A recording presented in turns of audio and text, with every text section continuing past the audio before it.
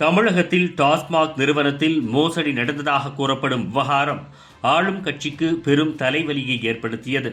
இந்த விவகாரம் அரசியல் புள்ளிகளை கடந்து திரையுலகில் உள்ள பெரிய பிரபலங்களுடன் தொடர்பு இருப்பதாக கூறப்பட்ட நிலையில் அதனை உறுதிப்படுத்தும் விதமாக முக்கிய ஆதாரம் ஒன்று கிடைத்துள்ளது அதிர்ச்சியை ஏற்படுத்தியுள்ளது.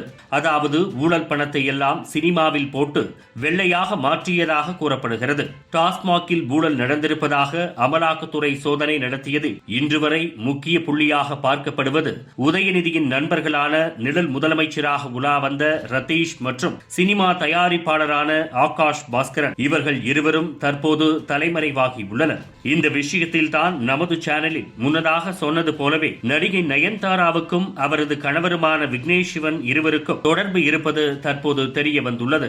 நயன்தாராவும் ரதீஷும் கருப்பு பணத்தை வெள்ளையாக்குவது குறித்து உரையாடல்கள் நடத்தியதாகவும் இதற்கு ஆதாரமாக அவர்கள் ஒன்றாக எடுத்த புகைப்படங்கள் இணையத்தில் வெளியாகியுள்ளது. மேலும் இந்தியா பாகிஸ்தான் பதற்ற நேரத்தில் இந்திய ராணுவத்திற்கு ஆதரவாக எந்த நடிகரும் கருத்து தெரிவிக்க கூடாது என ரதீஷ் நயன்தாராவுக்கு கட்டளையிட்டதாகவும் இதனை நயன்தாரா மற்ற நடிகர்களுக்கு பரப்பிய கன்றாவியான விஷயம் நடைபெற்றதாகவும் பிரபல யூடியூபர் மாரிதாஸ் குற்றம் சாட்டியுள்ளார். இதனை தேச துரோகமாக கருதி நயன்தாராவை இடி விசாரணைக்கு உட்படுத்த வேண்டும் என அவர் கோரியுள்ளார். அவர் மேலும் கூறுகையில், நயன்தாராவும் விக்னேஷ் சிவனும் சுற்றுலா என்ற பெயரில் வெளிநாட்டிற்கு தப்பிச் சென்றுள்ளதாகவும் அவர்களை இந்தியாவிற்கு அழைத்து விசாரிக்க வேண்டும் என்றும் வலியுறுத்தியுள்ளார். அமலாக்கத்துறை நடத்திய விசாரணையில் ஆகாஷ் பாஸ்கரனின் டான் பிக்சர்ஸ் நிறுவனம் மூலம் சிவகார்த்திகேயன், தனுஷ், சிம்பு ஆகியோருக்கு ரொக்கமாக சம்பளம் வழங்கப்பட்டதற்கான ஆதாரங்கள் கிடைத்துள்ளதாக கூறப்பட்டது. குறிப்பாக சிவகார்த்திகேயனுக்கு பராசக்தி படத்திற்காக 70 கோடி ரூபாய் மற்றும் சென்னை ஈசிஆரில் பிரம்மாண்ட வீடு கட்டப்பட்டதாகவும் தகவல்கள் வெளியாகின. இந்த விவகாரம் சினிமா துறையில் கருப்பு பணத்தை வெள்ளையாக்குவதற்கு பயன்படுத்தியதாக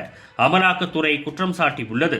நேற்றைய தினம்தான் அமலாக்கத்துறை விசாரணையை உச்சநீதிமன்றம் கூட்டாட்சி தத்துவத்திற்கு எதிராக இருப்பதாக கூறி இடைக்கால தடை விதித்தது. ஆனாலும் தனிநபர் மீது விசாரணை நடத்தலாம் என கூறியது. இது நயன்தாரா உள்ளிட்ட பிரபலங்களை விசாரணை வளையத்திற்குள் கொண்டு வரலாம். இந்த விஷயத்தை பொறுத்தவரை அப்படியே நீர்த்து போகாமல் வரக்கூடிய சட்டமன்ற தேர்தலுக்கு முன்பே பல அதிரடி நடவடிக்கைகளை அமலாக்கத்துறை கையில் எடுக்கும் என்றும் குற்றவாளிகள் நிச்சயம் தண்டிக்கப்படுவார்கள் என கூறப்படுகிறது. இதுவரை முதல்வர் மற்றும் துணை முதல்வர் இதுகுறித்த எந்த ஒரு விளக்கமும் கொடுக்காமல் அமைதி காத்து வருகின்றனர்.